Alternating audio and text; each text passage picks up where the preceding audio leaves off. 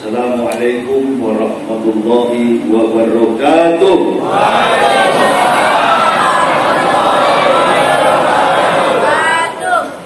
Alhamdulillah.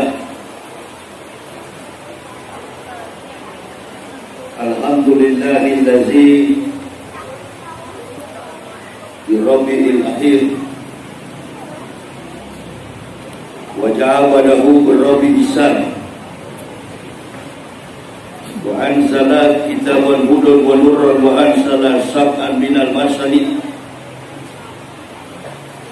yahdi bihi man yarju liqa rabbihi wa la ilal amali. Asyhadu an la ilaha illallah rahmani wa asyhadu anna sayyidana Muhammadan abduhu wa rasuluhu rabbani.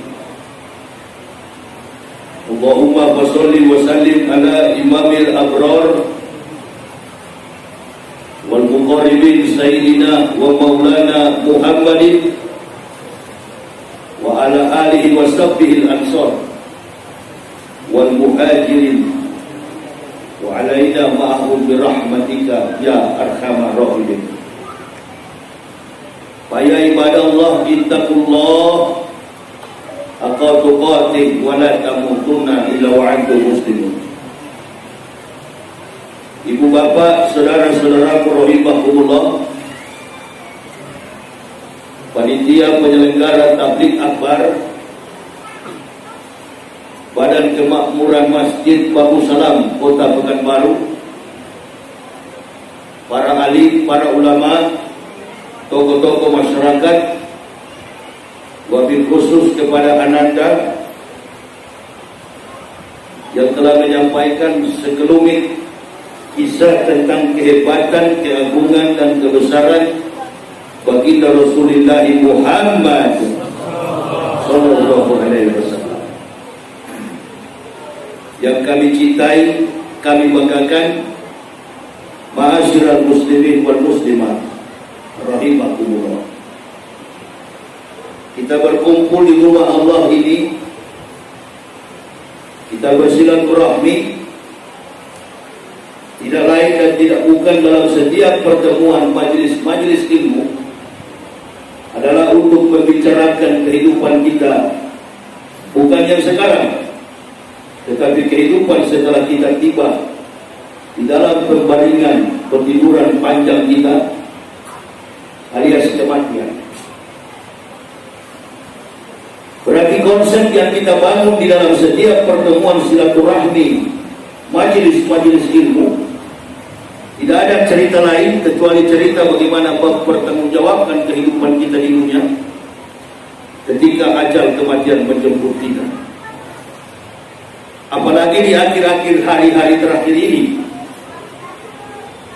fenomena kehidupan dunia secara global dan dalam konteks keindonesiaan kita,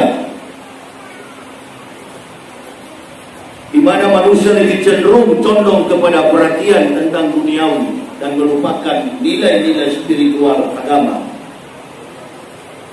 Entah itu dia beragama Islam, dia beragama di luar Islam, orang-orang kafir, sudah beda dalam kehidupan yang tadi dikatakan oleh dai cilik. Ini anak-anak yang menasihati kita, cucu kita yang menasihati kita. Kita berdoa agar anak-anak seperti ini konsisten. Dia bertumbuh dewasa dalam komitmen untuk mendakwahkan Islam. Dia bertumbuh dewasa dalam kekuatan untuk menyampaikan dalil yang memberikan pengertian kepada makhluk yang bernama manusia. Karena dakwah itu bukan untuk kambing, dakwah itu bukan untuk hewan, dakwah itu untuk manusia. Apa kata dakwah? Dakwah itu tuding. Makanya di zaman para nabi dulu, sebelum diutusnya para nabi, ada satu periode para nabi disebut dengan zamannya hakim-hakim. Itu disebut dengan Nabi, para utusan Allah. Mereka menyampaikan sesuatu yang hak, menegakkan yang hak, memberantas yang batil. Itu dakwah. Jadi kalau ada dakwah yang masih kompromi, itu bukan dakwah.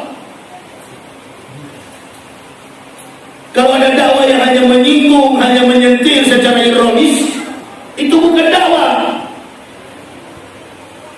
Itu namanya pidato.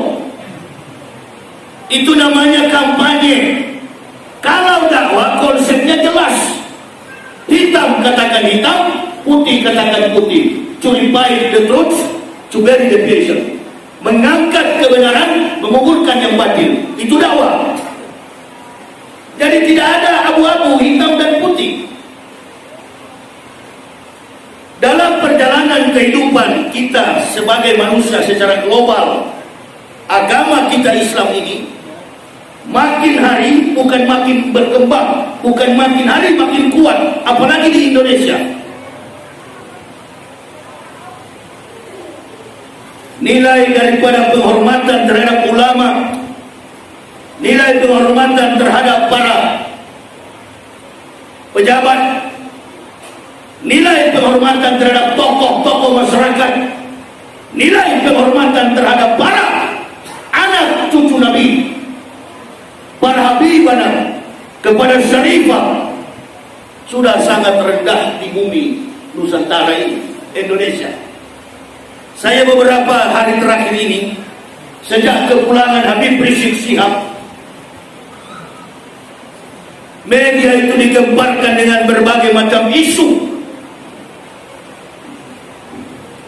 Saya teringat dalam satu keterangan Al-Quran, Qul amara rabbi bil qist wa aqimu wujuhakum inda kulli masjidin wad'uh mukhlisina lahuddin kama ba'da akum ta'udun. Kata Allah,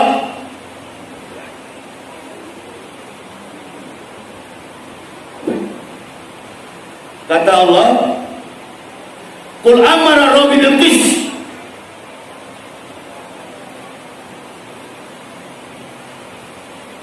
terapkanlah, tetapkanlah keadilan itu. Qul amara rabbi bil qist,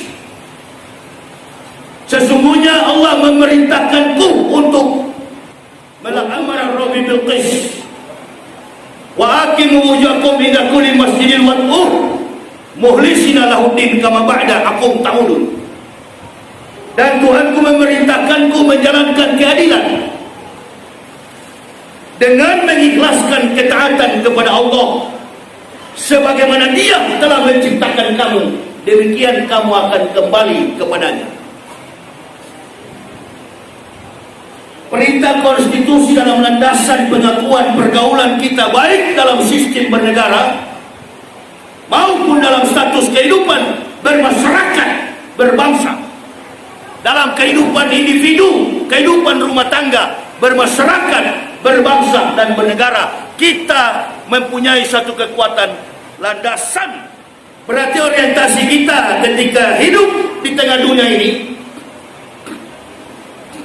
posisi kita sebagai orang yang telah dihadirkan Allah, makhluk yang telah dihadirkan oleh Allah dari sekian juta makhluk ciptaan Allah, manusia menduduki ranking paling pertama sebagai makhluk yang paling mulia.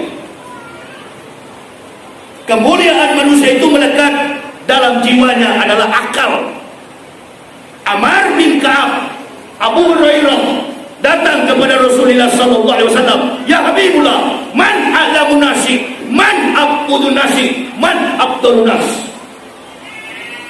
Siapakah ya Rasul?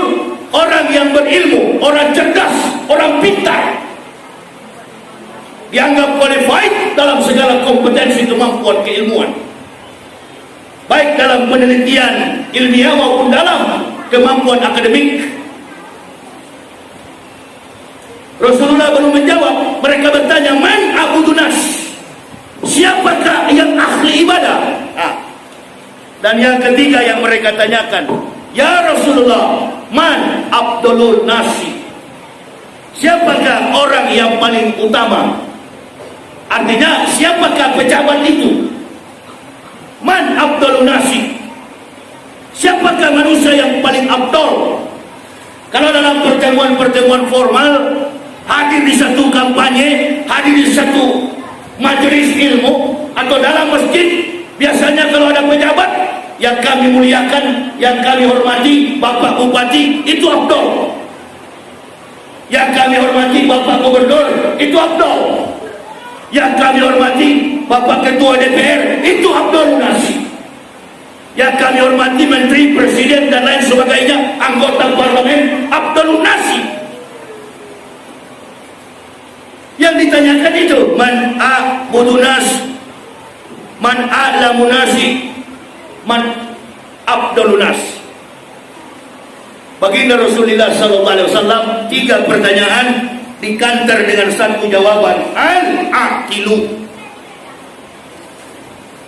3 jawaban hanya dijawab dengan satu jawaban. 3 pertanyaan dikantar dengan satu jawaban, mewakili 3 pertanyaan, al-aqilu.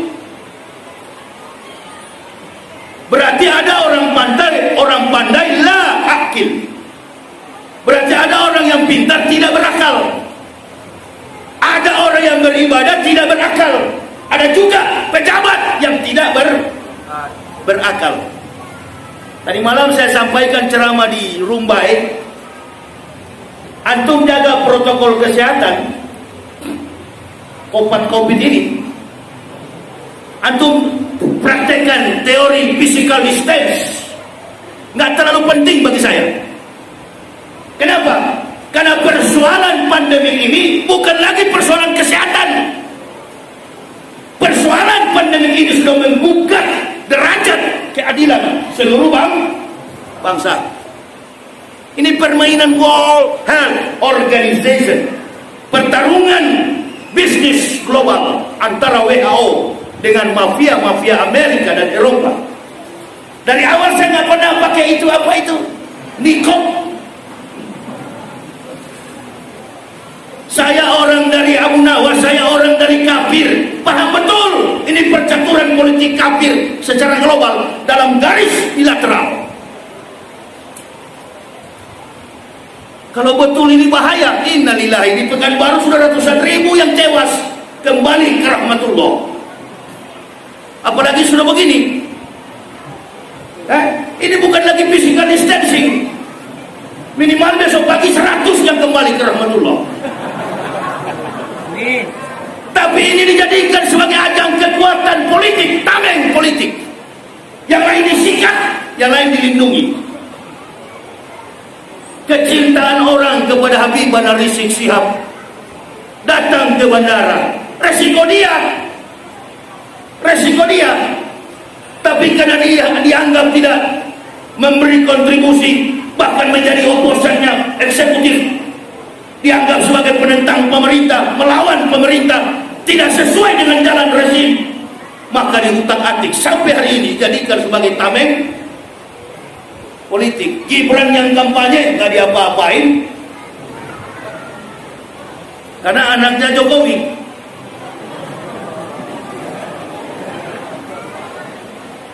Ini kok saya mati-mati heran nih. Semua mengaku beragama Islam tapi tidak. Orang mengaku Islam dari presiden sampai ke bawah, ke pejabat kita, tapi tidak jujur. Ini kan merupakan satu kesimpulan kekuatan dakwah yang perlu kita ejawantahkan, bahwa ketidakadilan inilah yang membuat kita semua diuji oleh Allah, dan bahkan antisipasi dengan baik ada praktek politik adu domba yang sedang berlangsung bagi negara kita ini. Jadi itu aja yang bisa saya sampaikan. Ibu bapak pegang baik-baik bahwa ada praktik adu domba di antara sesama Muslim. Berhati-hatilah kita, bertakwalah kepada Allah dari saat ini sampai nanti kita dijemput oleh ajal kematian. Ini yang bisa saya sampaikan. Wabillahi taufiq wal hidayah. Wassalamualaikum warahmatullahi wabarakatuh.